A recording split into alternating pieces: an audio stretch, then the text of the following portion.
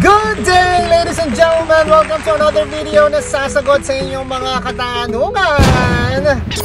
Update po muna tayo mga kaibigan. Remember yung nagka-problema na perang pinadala ko from my bank account through mobile banking na Robinsons Bank papunta sa GCash noong March 31, alas 8 pasado ng gabi.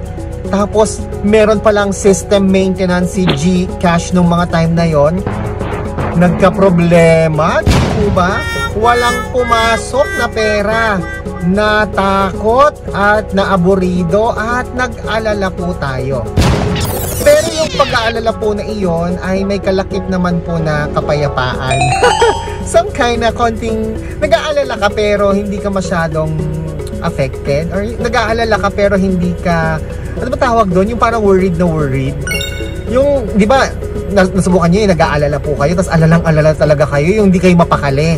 Pero ako po yung tipo ng tao na nag-aalala ako, yes, nag-aalala, pero hindi ako aligaga, hindi ako yung hindi mapakali.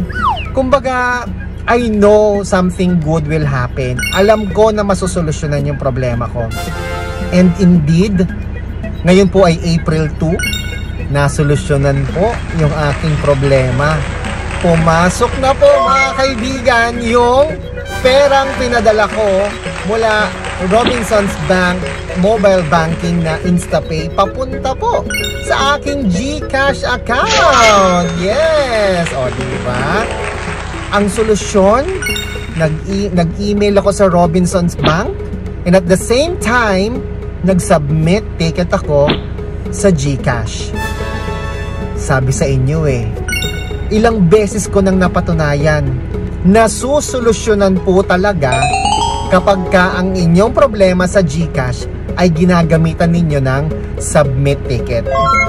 Danas ko na po iyan mga kaibigan sa lahat ng mga concern ko sa GCash. Kaming mag-asawa, yung mga auto-deduct, nagde-deduct, nagbayad na, nagdeduct ulit, tapos yung pera hindi pumasok. Danas po namin yan at nasusolusyonan, submit ticket. Ilang days? March 31 ng gabi, nagka-problema. April 1, wala pa rin. Hanggang April 1 ng gabi, wala pa rin. Pero April 2 ng umaga, pumasok na po yung pera. Maraming salamat GCash, maraming salamat.